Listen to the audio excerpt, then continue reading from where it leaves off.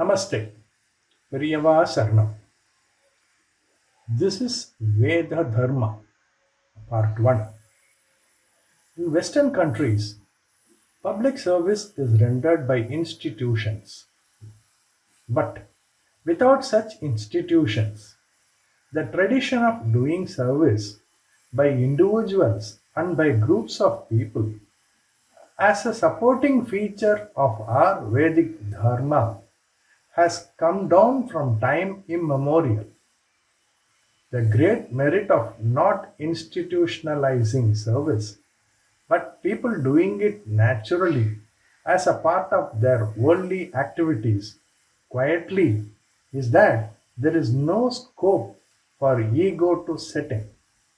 If there is institution, there will be office bearers, elections, competitions, publicity, etc.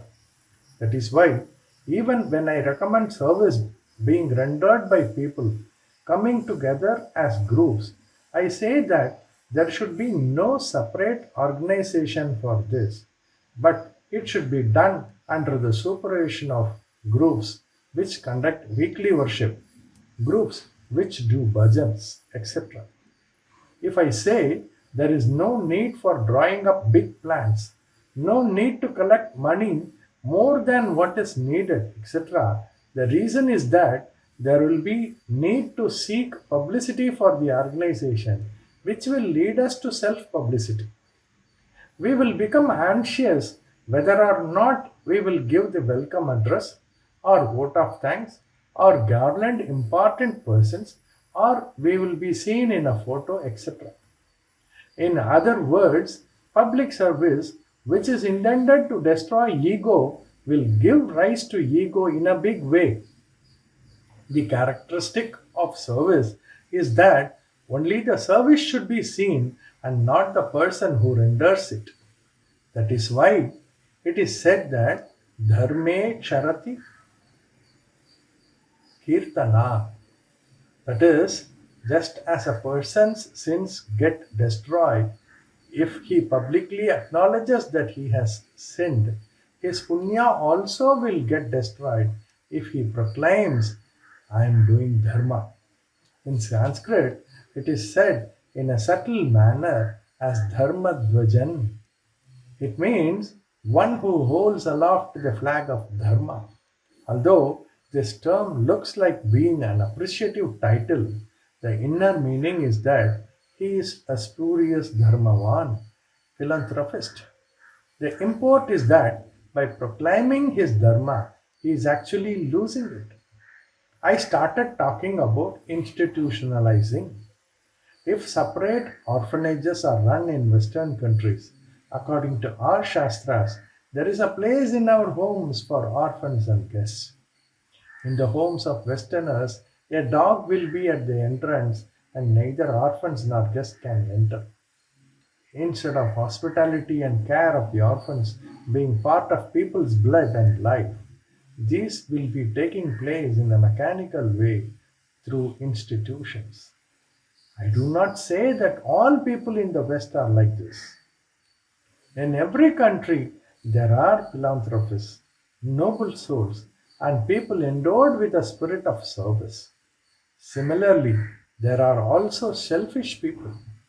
I have only made a general statement. They are being copied by the people of this country, where the motto is Aditi Devo Bhava. Just is God. And boards are put up outside their houses, beware of dogs. This pains me. In the homes, in villages built according to Vedic tradition, there was always a raised platform outside which was meant for wayfarers to take rest. All that is gone now. The same way, in the Vaiswadeva offering, a part of the food is given to some needy person going through the street. When these practices are given up, branding them as superstitious, I feel so sorrowful. Here too, in the manner of Western countries, the family of an individual has come to be exclusively for himself.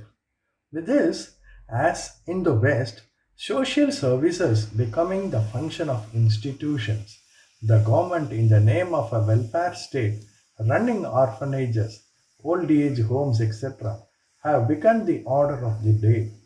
If in today's setup these arrangements are not there, the condition of helpless people will be extremely difficult. Yet, if we consider the manner in which in olden days people supported those who were helpless in the thought of Vasudhaiva Kutumbakam, the world is a family. What the government is doing officially is only secondary in merit. In short, Veda Dharma is all the power we have is only a drop of Ishvara's power. We have to dedicate it to Ishvara himself. Everything, chanting in the name with the chanting his name with the tongue, meditating on him with the mind, performing puja with the body, should be connected with Ishvara. Puja includes the duties and the karmas to be performed. In Sopana Panchakam, which Acharya gave us his last Upadesha to his disciples, he has declared that doing karma is Ishvara Puja.